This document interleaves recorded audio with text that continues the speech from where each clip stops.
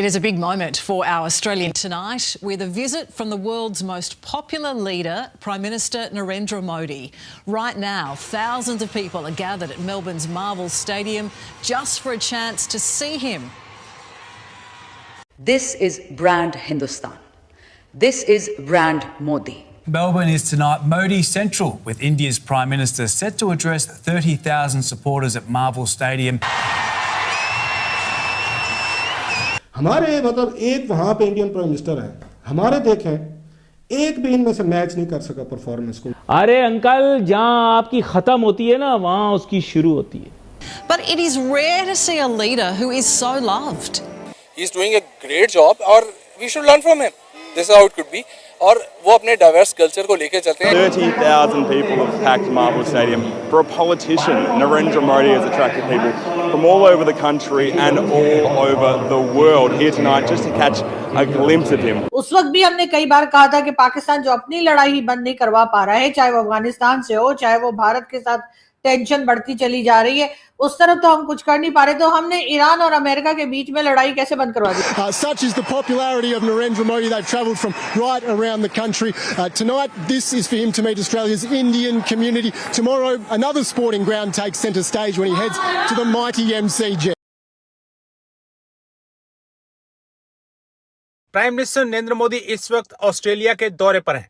गुरुवार को उन्होंने ऑस्ट्रेलिया में रह रहे भारतीय मूल के 30,000 से ज्यादा लोगों को मेलबर्न में एक कार्यक्रम के दौरान संबोधित किया। इस दौरान ऑस्ट्रेलियन मीडिया भी मोदी के प्रति भारतीयों का क्रेज देख हैरान परेशान दिखाई दिया। इस दौरान उनके साथ ऑस्ट्रेलिया के प्राइम मिनिस्टर एंथनी अल्बनीज भी मौजूद थे।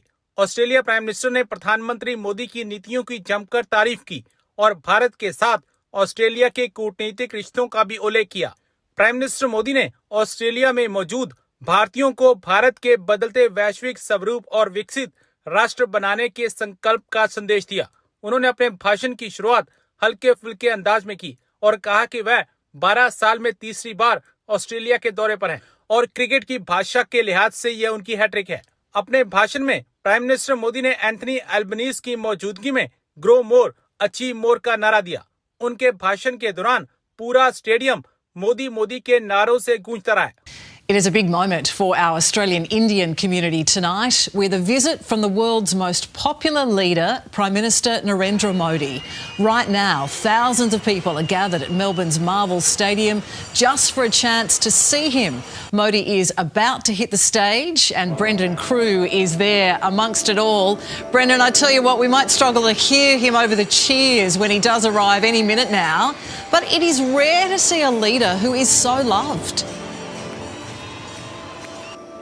Deb, it's been very loud and very colourful inside Marvel Stadium this evening. If you take a look at this crowd, these sorts of numbers are usually reserved for huge musical acts like Lady Gaga or Harry Styles or for the football finals. But tonight, 30,000 people have packed Marvel Stadium. For a politician, Narendra Modi has attracted people from all over the country and all over the world here tonight just to catch a glimpse of him. Now everyone's standing to attention because we're told he's going to grace the stage at any moment, but there has been performances behind me here for hours and hours. People that we've spoken to this week have been preparing for months to get things right just for Mr. Modi. Hasn't been all welcomes though. There was a small contingent of protesters out the front of Marvel Stadium this evening, anti-immigration protesters who were waving Australian flags and chanting anti-immigration slogans, but they were largely ignored. This crowd only has one person in mind and that's Mr. Modi. और बात करेंगे एक बार फिर Iran और America की। Iran और America के बीच में जी हमने बड़ी कोशिशें की कि दोनों में बातचीत हो जाए, बहुत क्रेडिट लेने की भी हमारे यहाँ से कोशिश की गई। कहा गया कि जी हमने इतनी बड़ी जंग रुकवा दी जी, उसमें कई लोगों की जाने जा सकती थी, ये हो सकता था, वो हो सकता था, इस किस्म की बातें हमने की। और उसके बाद हमने कहा कि देखें जी, अमेरिका और ईरान दो बड़ी ताकतें जो आपस में लड़ रही थी और इसमें पाकिस्तान ने अपना रोल प्ले किया और इस लड़ाई को बंद करवा लिया। उस वक्त भी हमने कई बार कहा था कि पाकिस्तान जो अपनी लड़ाई ही बंद नहीं करवा पा रहा है, चाहे वो अफगानिस्तान से हो, चाहे वो भारत के साथ टेंशन बढ़ती चली जा रही है, उस तरफ तो हम कुछ कर नहीं पा रहे, तो हमने ईरान और अमेरिका के बीच में लड़ाई कैसे बंद करवा दी। डेफिनेटली उसमें कहा यही जा रहा था कई तरफ से कि अमेरिका के जो प्रेसिडेंट है डोनाल्ड ट्रंप, उनको जी कुछ टाइम चाहिए था। डोनाल्ड ट्रंप जो है वो चाह रहे थे कि कुछ दिन के लिए ये लड़ाई रुक जाए, क्योंकि उनका बहुत नुकसान हो रहा था और वो ईरान को काबू भी नहीं कर पा रहे थे। ऐसे में उन्होंने हमारा इस्तेमाल किया, कोई और कंट्री तो बीच में आई नहीं। हाँ, एक कतर जरूर बाद में आए, लेकिन उसके बाद सारा क्रेडिट भी कतर को ही दे दिया गया। तो लेकिन उसके बाद जी पाकिस्तान में भी एक पीस टॉक हुई, फिर जी कहा गया जी स्विट्जरलैंड जा रहे हैं, वहां जाके ठंडी ठंडी हवाओं में हमारे लोग भी पहुंचे और अमेरिका और साथ साथ ईरान से भी लोग गए। और उसके बाद हुआ क्या, कुछ नहीं, यानी कि साइन तो हो गया एमओयू, लेकिन अब जी एक बार फिर डोनाल्ड ट्रंप का कहना भी ज्यादा दिन नहीं हुआ उस एमओयू को साइन हुए, ये तो आप लोगों को मालूम ही होगा। लेकिन ट्रंप का कहना है ईरान के साथ जो सीज फायर है वो ओवर हो चुका है। जी ईरान के साथ जो सीज फायर है वो अब खत्म कर दिया गया है और दोबारा से अटैक शुरू हो चुके हैं और मजीद अटैक भी हो सकते हैं। और ट्रंप का कहना है कि इस बार जो अटैक होंगे वो पहले से कहीं ज्यादा ताकत के साथ किए जाएंगे।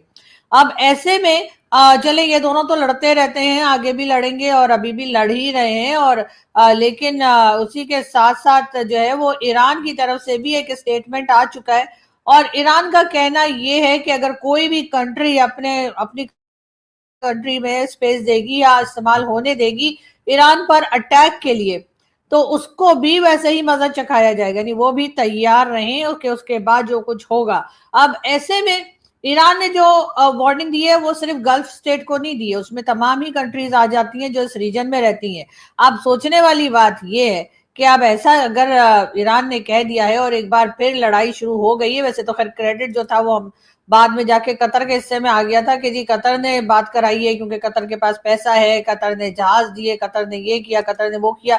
लेकिन हमारे लोग जो जाकर लंच खाते रहे, ब्रेकफास्ट करते रहे ट्रंप के साथ, हमें भी कुछ क्रेडिट मिलने के चक्कर में हम घूम रहे थे। और ऐसे में अब अगर इस किस्म की बात होने लगी है कि जी वो जो सीज फायर था उसको खत्म कर दिया गया है, एमओयू जो साइन किया था उसमें शायद अब वो पकौड़े रख के खा रहे हैं या शायद पराठे बना के रख रहे हैं, उसका कोई मतलब नहीं रह गया है।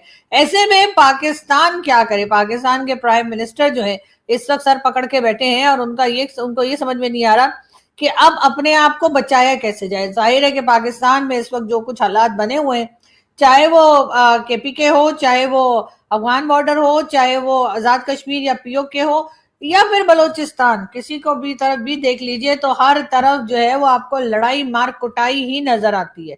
और हम जो है दूसरों की लड़ाई झगड़े बंद कराने में लगे हुए थे, जबकि अपने हो नहीं पा रहे। उसी के साथ हमारे कुछ पॉलिटिशियंस जो हैं जो कि जरा थोड़ा बहुत बोल लेते हैं, उन्हीं में से एक जिनको क्या आप लोग भी जानते होंगे, महमूद खान अचकजई साहब, उन्होंने कहा है कि एक बात हमें बिल्कुल वाज़ेह तौर पर कहनी होगी, यानी बिल्कुल क्लियरली हमें एक बात कहनी होगी, पाकिस्तान की फौज पाकिस्तान फौज के लिए यानी पाकिस्तान फौज के लिए है या फौज पाकिस्तान के लिए है। जब तक ये फैसला नहीं होता पाकिस्तान का कोई भी मसला या कोई भी इशू जो है वो सॉल्व नहीं होगा।